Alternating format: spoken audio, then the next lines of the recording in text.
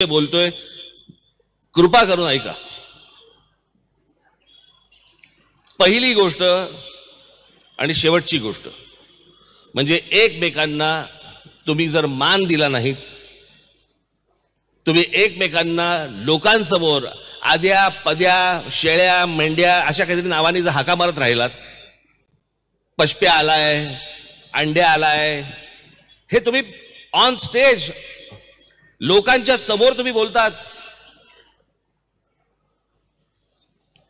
आज मराठी चित्रपट क्षेत्रामध्ये जर समजा बघितलं, मराठी चित्रपट खूप मोठा आहे, पण मराठी चित्रपटामध्ये स्टार नाही। मराठी चित्रपटामध्ये कलावंत आहेत, पण मराठी चित्रपटाला स्टार नाही। जे आज बाकीच्या चित्रपट तुम्ही बघितलं, कुठचंही रिजनल समजा तुम्ही बघितलं, तमिळ घ्या, तेलुगू घ्या, मल्याळम घ्या, तिथे स्टार्स आहेत।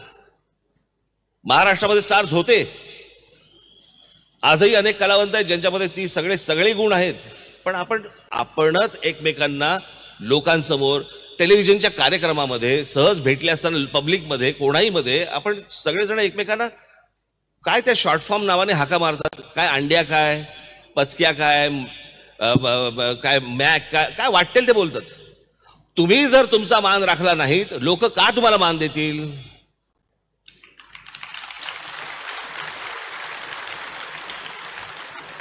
मी अनेक ठिकाणी बघितलेलं आहे, रजनीकांत आणि इलायराजा तिकडचे साऊथ मध्ये खूप मोठे संगीतकार होऊन गेले आहेत, म्हणजे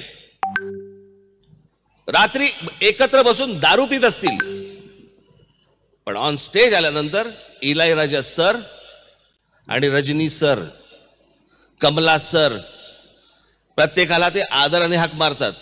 त्यांचे स्वतःचे कितीही घनिष्ठ संबंध जरी असले, तिकडच्या हिरोईन्स त्यांचे एकमेकांचे किती चांगले संबंध असले, चार भिंतीत ते बाहेर आल्यानंतर त्यांचा जो मान द्यायची जी पद्धत आहे, मला असं वाटतं मराठी आज कलावंतांनी ही गोष्ट नक्की लक्षात ठेवावी की तुम्ही जर एकमेकांना लोकांसमोर मान दिलात तर तुम्हाला लोकांकडनं मान मिळेल, अन्यथा तो मिळणार नाही। तुम्ही जर नाक्यावरती उभे राहिलेला असाल तर तुम्हाला पैसे देऊन कोणी बघायला येणार नाही। मला आजपर्यंत कधी अशोक सराफ मला हे कधी कुठच्या नाक्यावरती उभे राहिले मला कधी दिसले नाहीत, म्हणून मी पैसे काढून बघायला जाणार आहे त्यांना। जे मला सहज मला दिसतंय, जे सहज मला मिळतंय, मी ती गोष्ट पैसे काढून का बघायला जाऊ? आणि मला असं वाटतं की तुमचं मोठेपण, कलावंतांनी हे आपलं मोठेपण हे तुम्ही जपलं पाहिजे। तुम्ही इतरांना मोठं म्हटलं पाहिजे, दुसऱ्यांनी तुम्हाला मोठं म्हटलं पाहिजे, तर लोक तुम्हाला मोठं म्हणतील। पण हे तुम्ही एकमेकांना जे काही छोट्या छोट्या शब्दांमध्ये जे काही मोजताय, हाका मारताय, हे लोकांसमोर ह्या गोष्टी होता कामा नयेत। आज प्रशांत दामले इथे अध्यक्ष आहेत, मी चार भिंतीमध्ये माझ्या घरी आल्यानंतर मी त्यांच्याशी मी आरेतुरेमध्ये बोलीन, मी चार चौघामध्ये मी प्रशांत सरच म्हणेन।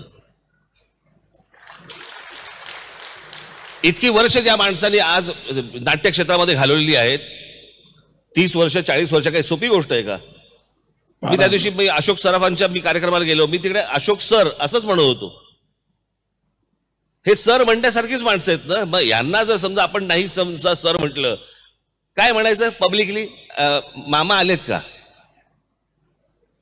सख्खे मामा लागतात का तुझे?